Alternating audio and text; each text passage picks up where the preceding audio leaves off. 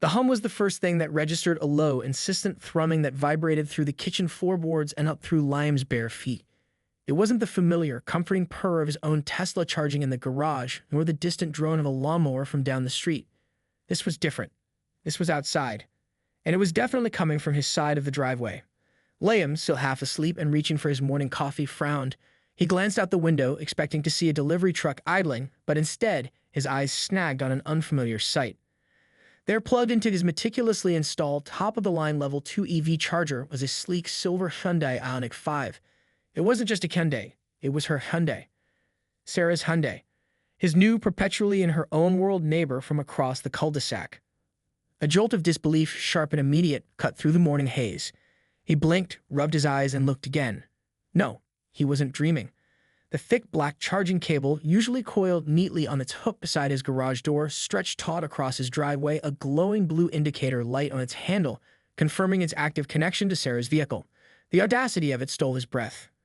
Liam had moved into this quiet, tree-lined suburban street 6 months ago, drawn by the promise of peace, a spacious yard, and the perfect spot for his new EV infrastructure.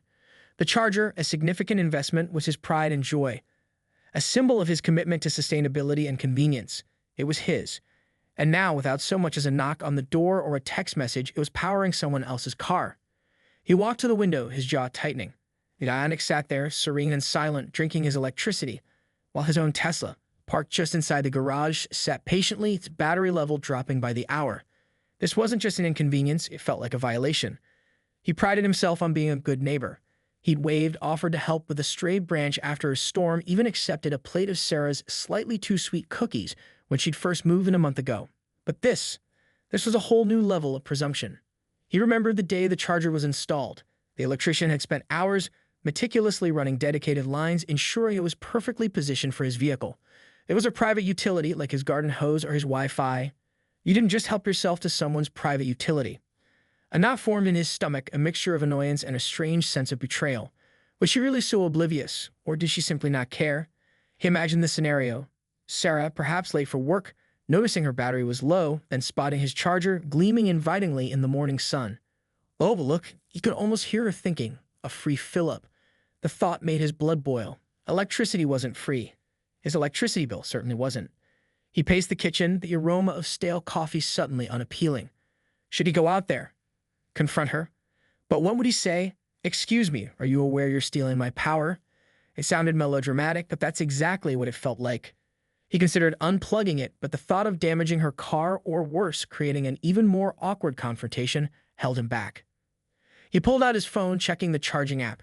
Sure enough, his charger was actively drawing power, and the kilowatt hours were ticking up. He could almost see the dollars accumulating. He scrolled through his contacts, briefly considering calling his friend Mark, who lived a few streets over, for advice. Mark would probably just laugh and tell him to put up a no trespassing sign. No, this was his problem. He had to handle it. He watched the Ioniq for another minute, its silver paint glinting under the rising sun, an innocent-looking thief. He took a deep breath, trying to calm the irrational anger bubbling within him. Maybe there was a simple explanation. Maybe she thought it was a public charger? No, that was ridiculous. It was clearly attached to his house. He decided to wait. He'd give her the benefit of the doubt, just for a few more minutes. Maybe she'd come out, realize her mistake, and apologize profusely. Maybe she'd offer to pay. But as the minutes stretched into 10, then 15, and the charging indicator remained stubbornly lit, Liam knew he couldn't wait any longer.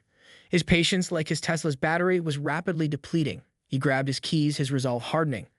It was time to have a word with Sarah. Liam's so sorry. Emergency. My charger broke last night, and I'm totally dead. Had to get to work. We'll explain later. Thanks a million. Sarah. Liam stared at the note, his anger deflating slightly, replaced by a fresh wave of bewilderment. Emergency? Totally dead. And a thanks a million for essentially siphoning his electricity without permission.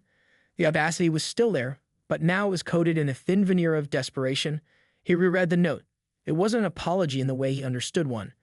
It was an explanation, a justification, and a rather casual assumption of his generosity. He looked back at the charging cable still firmly attached. So she knew she was using his charger. She hadn't mistaken it for a public one. That eliminated one possibility, but opened up a dozen more questions. Why hadn't she asked? A quick text, a hurried knock on the door. Anything would have been better than this silent, presumptuous act. Was her emergency so dire that a moment's courtesy was impossible?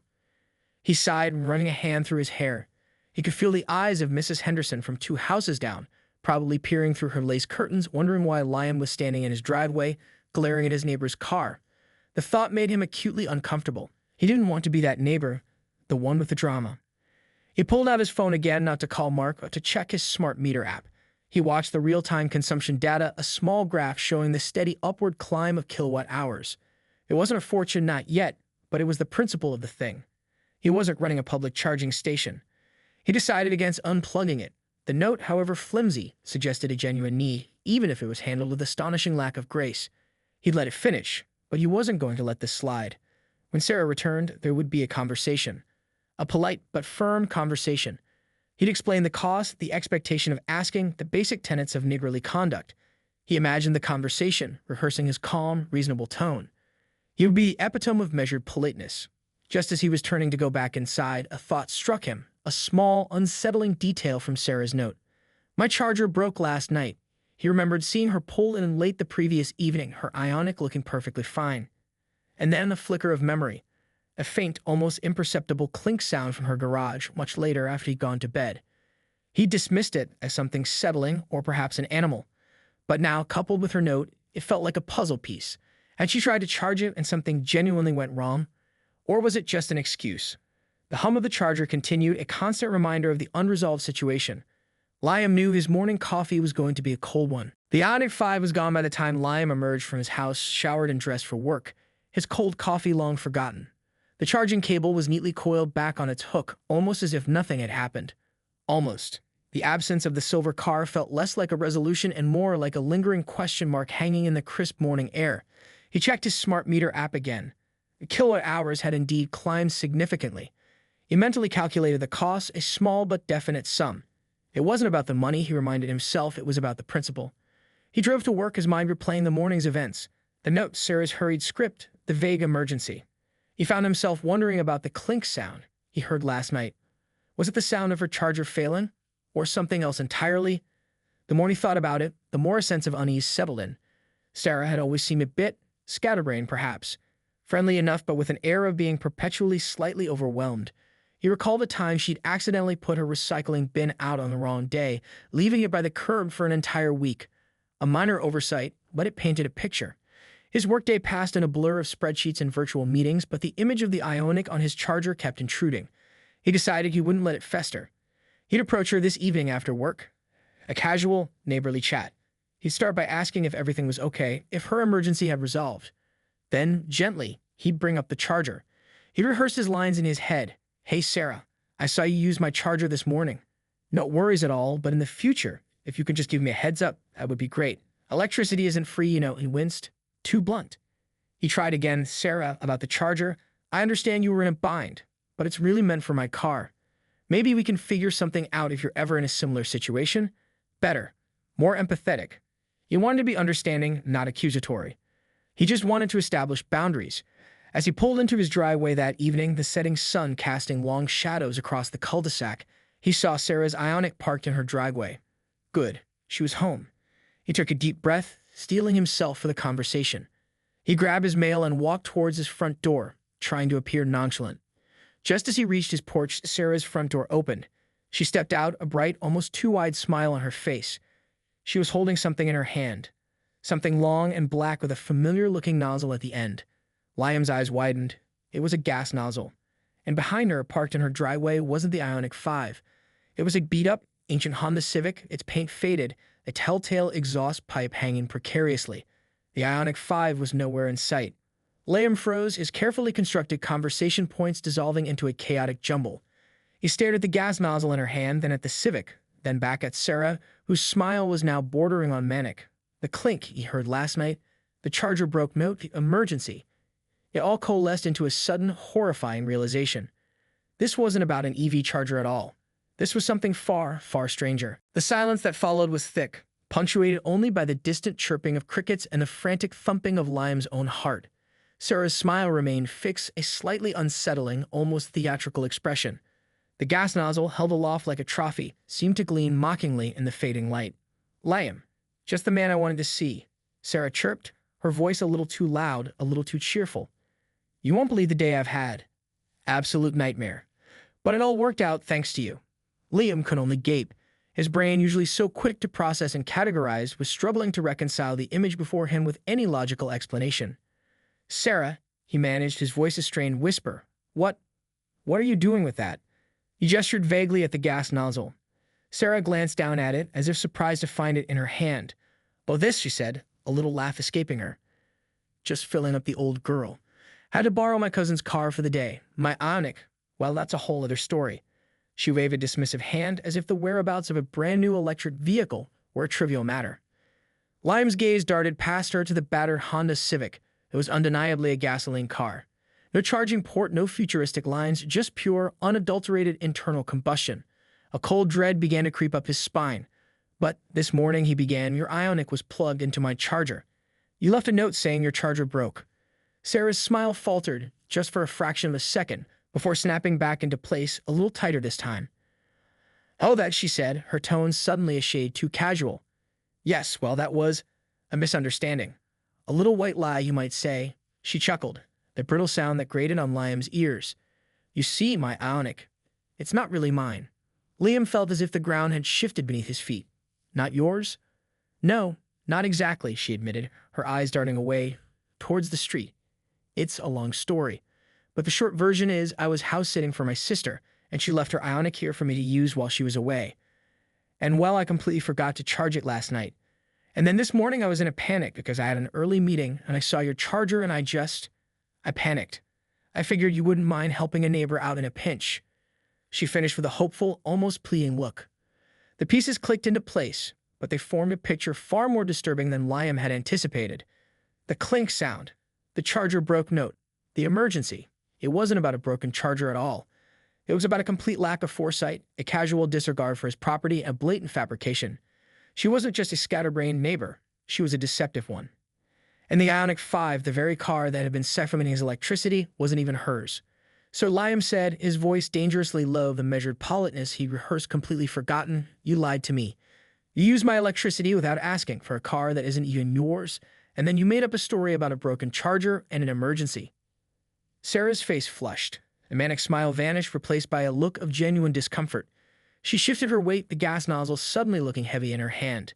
Look, Liam, I know it looks bad, but I was really in a bind. And I was going to tell you, eventually. Eventually? Liam echoed, his voice rising. After how many more emergencies? After how many more free charges? He took a step towards her, and she instinctively recoiled, clutching the gas. Liam's frustration, which had been simmering all day, now boiled over. A bind, Sarah? You call lying and stealing being in a bind. His voice, usually calm and even, was edged with genuine anger. You took my electricity without permission for a car you don't even own, and then you tried to cover it up with a ridiculous story. Sarah's eyes widened, her previous bravado completely gone. She looked like a deer caught in headlights, the gas nozzle still clutched in her hand, now looking less like a weapon and more like a bizarre prop. Stealing? Liam, that's a bit strong, isn't it? It was just a few kilowatt hours. I was going to pay you back. When? Liam shot back, gesturing wildly. When were you going to mention that the EV you plugged into my charger wasn't even yours? Or that your own charger wasn't broken because you don't have one? You have a gas car, Sarah. A gas car. He pointed accusingly at the Civic, which seemed to shrink under his gaze. Sarah's shoulders slumped. The forced smile was entirely gone, replaced by a look of genuine shame. Okay, you're right. I messed up. I really, really messed up. It was stupid. I know. She finally lowered the gas nozzle, letting it dangle limply by her side. My sister, she's really particular about her car. And I just forgot to charge it. And then I saw yours and I thought, oh, Liam's so nice, he won't mind. And then I got scared and I wrote that stupid note. I'm really sorry. Her voice was small now, devoid of its earlier manic energy. Liam looked at her, the anger still hot within him, but a sliver of something else began to creep in. Pity. She looked genuinely distraught, her eyes welling up slightly. The image of the scatterbrained neighbor returned, but now with a layer of desperation he hadn't seen before. Look, Sarah, Liam said, forcing himself to calm down. It's not just about the electricity. It's about trust. We're neighbors. If you needed help, you could have just asked. I would have understood. But to just take it and then lie about it, that's not okay. I know, she mumbled, wiping at her eyes. I know it's not. I don't know what I was thinking. I was so stressed about work, and my sister would kill me if anything happened to her car. And I just spiraled. She took a shaky breath. Can you? Can you ever forgive me? I'll pay you for the electricity, of course. And I promise it will never happen again. I'll even bake you more cookies, the ones you actually like, not the too sweet ones. Liam stared at her, the absurdity of the cookies offer almost making him crack a smile. The anger was still there, a dull ache, but the immediate fury had dissipated. He had made his point. She understood the gravity of her actions, and perhaps she really was just a bit overwhelmed and prone to bad decisions under pressure, rather than maliciously deceptive. He sighed, running a hand through his hair. Sarah, he said, his voice softer now, I appreciate the apology. And yes, you should pay for the electricity. We can figure out the exact amount from my app. He paused, then added, and next time if you ever need anything, just ask. Seriously. That's what neighbors are for. Not this. He gestured between his charger and her gas nozzle, a silent testament to the bizarre misunderstanding that had unfolded. Sarah nodded vigorously, relief flooding her face. Thank you, Liam. Thank you so much. I really am sorry. She looked down at the gas nozzle in her hand, then back at the Civic. I guess I should finish filling up this dinosaur. A weak, self-deprecating smile touched her lips. Liam watched her, a strange mix of exasperation and reluctant amusement. The cul-de-sac was quiet once more, the suburban standoff diffused. He turned to go inside, the evening air now feeling cooler, the tension in his shoulders slowly easing. He knew this wouldn't be the last odd encounter with Sarah, but at least he hoped it would be the last one involving his EV charger and a gas nozzle. He had a feeling his morning coffee would taste better.